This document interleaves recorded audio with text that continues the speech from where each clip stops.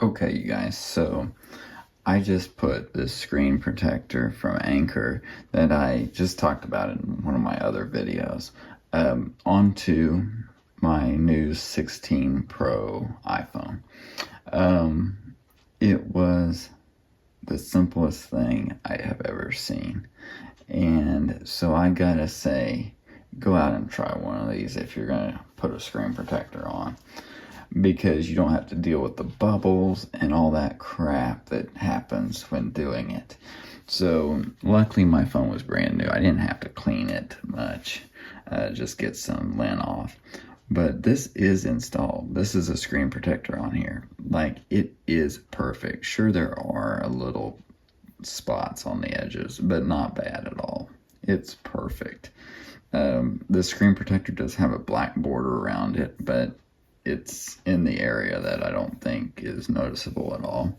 But what you do, this here tab part right here used to be in here and on top of the actual screen protector that was laying face down in here.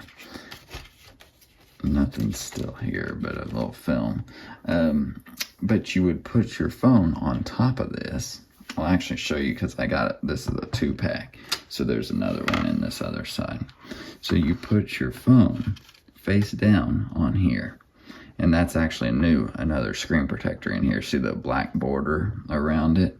That's what that is. The second one. So you put your phone face down. I'll do it like this and not use this one though. Like this. And then you pull this tab out when you have it covered. You guys press down firmly and then pull that tab out.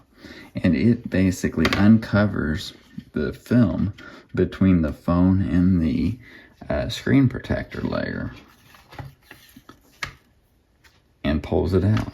Yeah, make sure that don't get misaligned in there. But it's awesome. I've never seen such a thing. I mean, that's perfect. So basically it just rips this off gradually between the phone and the protector and just pulls it out. So it's so simple.